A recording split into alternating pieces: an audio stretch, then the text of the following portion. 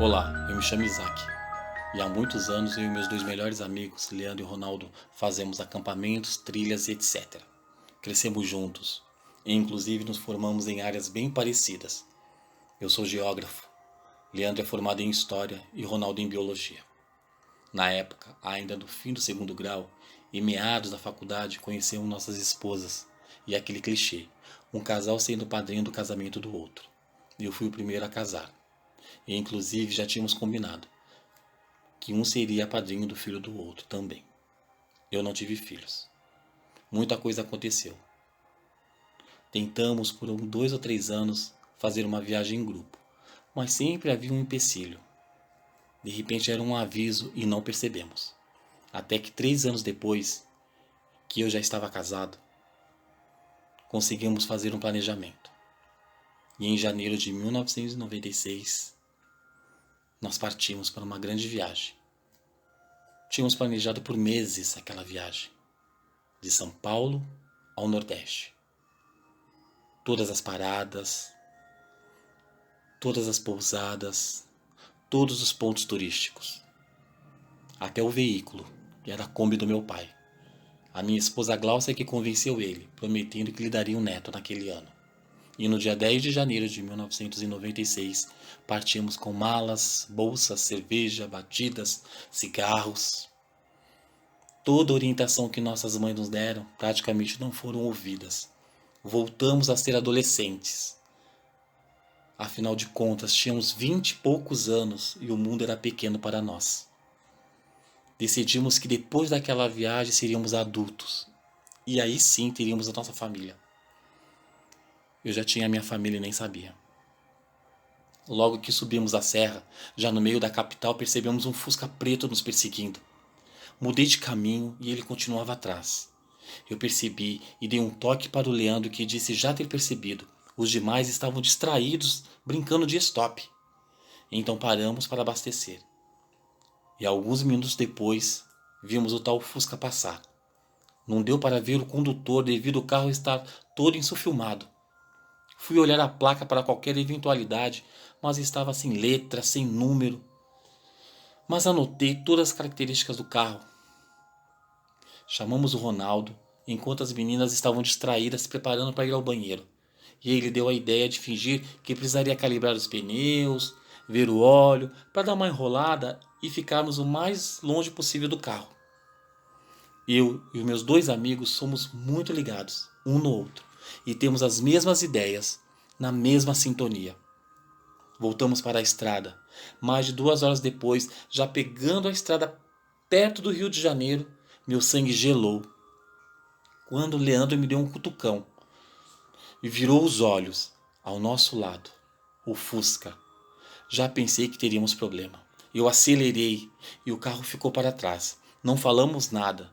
Assim que chegamos na cidade maravilhosa, o dia já estava amanhecendo. E logo, de cara, descemos em Copacabana. Procurei um estacionamento enquanto os demais já estavam indo achar um canto na areia, pois a praia estava lotada. No estacionamento, vi alguns Fuscas de várias cores, mas desencanei. Pela região do Rio, ficamos 3 dias. Conhecemos algumas das beldades do mar. Que cidade incrível! Passamos uma noite decente em uma pousada. Pegamos a estrada rumo ao nosso destino. E já 2 dias dirigindo, paramos em vários pontos turísticos. Resolvemos viajar à noite. Era bem mais tranquilo e assim aproveitávamos o dia. As meninas dormiam dentro da Kombi e os rapazes em uma barraca ao lado.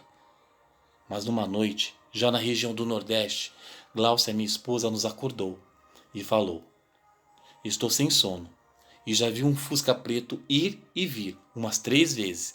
Acho que quer nos assaltar. Demos um salto. As outras duas meninas já estavam levantando os bancos. Eu sentei no motorista e pisei fundo. Logo aquele farol acendeu atrás. Era o maldito. E eu gritei: filho da puta! Está atrás da gente desde São Paulo. As meninas começaram a gritar. Umas para ir mais devagar. Outra porque nós não falamos nada. Ronaldo, mais alterado, mandava elas calarem a boca. E Leandro começou a revirar as malas à procura de algo, que logo eu descobri. E ouvi minha esposa brigar com ele. Os dois eram primos. Pelo amor de Deus, Leandro, para que isso? Para nossa prevenção. Ele havia levado a sua arma. Acelerei, a estrada era escura, sem nenhuma iluminação, só aquele maldito farol atrás da gente. De repente, o farol apagou. Tudo voltou a ficar escuro. Eu diminui e parei. Estava na adrenalina pura. Pedi para as meninas jogarem a lanterna para ver se viam algo. Não estava mais atrás da gente. Ou havia ficado para trás. Simplesmente sumiu. Poderia também ter se embrenhado no mato. Aceleramos e mais de 2 horas depois achamos uma pousada e ficamos ali. Cada casal em um quarto. Assim que Gláucia dormiu, fui para fora e já encontrei com os meus amigos. Ficamos ali fumando, tomando uma cerveja e rindo do desespero. Conversamos com o dono da pousada, que chamou uma viatura rodoviária, e explicamos o ocorrido, sem mencionar a arma. É claro, os guardas iriam inspecionar. Ali nós ficamos mais tranquilos. Já estávamos em Vitória da Conquista. Que cidade maravilhosa! Resolvemos passar uns 5 dias por aquela região. Na verdade, dei a ideia de voltarmos, mas todos foram contra. Apesar de ser a Bahia e ser no verão, à noite da cidade fazia um frio, que era muito gostoso. Resolvemos sair logo após o almoço, mas Gláucia sentiu um enjoo e passou mal, e acabamos saindo de lá quase 17 horas. Mas o sol na Bahia, pelo incrível que pareça, acho que vai até às 21 horas. Eu já havia decidido com os meninos que iríamos viajar no máximo até às 21 horas e ficaríamos em um lugar, camping, hotel, pousada, qualquer lugar com muitas pessoas. Ainda com o sol se pondo por volta das 20 horas, vimos o filho da puta acelerando ao nosso lado. Dessa vez, eu peguei a arma no porta-luva. Leandro acelerou a Kombi atrás e eu perdi a cabeça e atirei. Alice, Eduardo e Gláucia começaram a gritar para eu parar. Ronaldo apertava a buzina e Leandro acelerava. As meninas gritavam coisas como: seus loucos, vão matar a gente, guarda essa arma, vamos voltar para Santos. Estávamos alcoolizados. Bebemos a viagem toda. Passamos e o Fusca estava lá. Paramos, as meninas tentavam nos segurar. Era uma escuridão inexplicável. Elas dentro do veículo, eu com a arma em punho, Leandro com um pedaço de ferro que tinha na Kombi e Ronaldo com a lanterna. Assim que nos aproximamos, o Fusca acelerou e sumiu no meio da escuridão numa arrancada. Quase me atropelou. Eu me joguei no chão. Corremos para a Kombi. Mas Eduardo estava sentada no banco do motorista e disse: vocês três estão bêbados. Eu dirijo esta merda. Sentamos atrás. A minha esposa foi na frente junto de Eduarda, que dirigia, e Alice, que estava chorando desesperada. Eduarda dirigiu por mais de 3 horas e exausta parou. Descemos. Ainda com muita escuridão, as meninas entraram no mato para urinar. E os rapazes urinamos ali mesmo na estrada.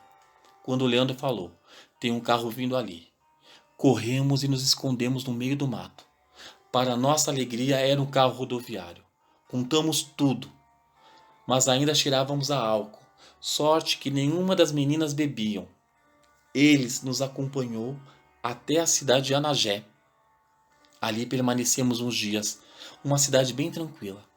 Gláucia estava muito mal, vomitando toda hora. Eu começava a desconfiar de algo. As meninas se entreolhavam e riam, mas a minha cabeça só vinha o pensamento: encerrar essa viagem e voltar. E dito e feito, Leandro me confidenciou, e em seguida Ronaldo chegou e falou: pessoal, vamos deixar a Kombi aqui e terminar essa viagem de ônibus até Salvador. Passamos uns dias, pegamos um avião para São Paulo, depois eu venho buscar essa Kombi. Todos meio que gostaram da ideia, mas eu, idiota, pensei no meu pai, que fez tantas recomendações e disse que fizesse isso, que eu voltaria sozinho. Ronaldo disse que me acompanharia e Leandro fosse cuidando das mulheres. Mas a minha esposa não aceitou e falou: voltamos daqui. Faremos o contrário. Dormiremos às noites e saímos às 6 da manhã. Todos nós concordamos e retomamos a nossa viagem de volta ao lar. Ao contrário da ida, que iniciamos a viagem cantando, jogando, falando podres um do outro, retornamos à volta calados, sem dizer nada. Até que, após alguns dias, chegamos na capital de São Paulo. Já por volta das 17 horas, eu comecei a rodar para achar um lugar legal e barato. Todos estavam sem grana. A Gláucia falou: gente, até Santos são menos de 4 horas. Vamos direto. E todos concordaram. Então, Eduarda pediu para ir dirigindo. Alegres, eu e os meninos paramos num posto e compramos uma caixa de cerveja. Já estávamos chegando em casa. A alegria voltou e começamos a rir da merda que havia sido aquela viagem. Já próximo de descer a serra, por volta das 21 horas, a minha esposa disse estar apertada. E os outros também estavam. E eu também estava. Mas eu senti um mal-estar. Eduardo e Alice entraram na loja de conveniências. Leandro foi junto. Ronaldo foi junto de Gláucia, mas parou e me olhou e apontou.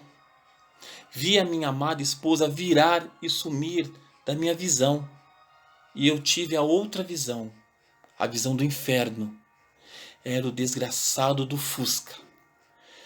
Fiz com a mão. Corre! Saí e fui atrás da Gláucia. Ronaldo bateu na loja, no vidro da loja de conveniência. Eu corri atrás, abri as portas do banheiro, olhei o banheiro feminino, olhei o masculino. As meninas vieram e reviramos o posto. A loja. E simplesmente o Fusca sumiu. Gláucia, minha esposa, sumiu. Do momento que ela sumiu da minha visão, do momento que eu vi o carro passando e do momento que eu corri, foi menos de 2 minutos. Reviramos tudo. Polícia, bombeiro, Gláucia sumiu. As câmeras de segurança gravaram apenas ela virando sentido ao banheiro. E o Fusca passando. Do nada, eles se encontraram por segundos. Dias depois descobri que ela estava grávida e iria me contar na viagem. Seus pais me culparam por tê-la levado nessa viagem. Ela tinha 22 anos. Todos os anos, eu e meus 2 amigos dedicamos uma viagem com o mesmo percurso, para quem sabe um dia termos uma resposta.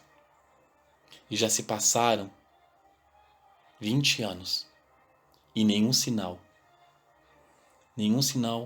da minha amada esposa de 22 anos, Gláucia, que estava grávida do nosso primeiro filho. Primeiro e único filho. Será que esse filho nasceu? Será que Gláucia está viva? Um dia eu vou saber. Obrigado.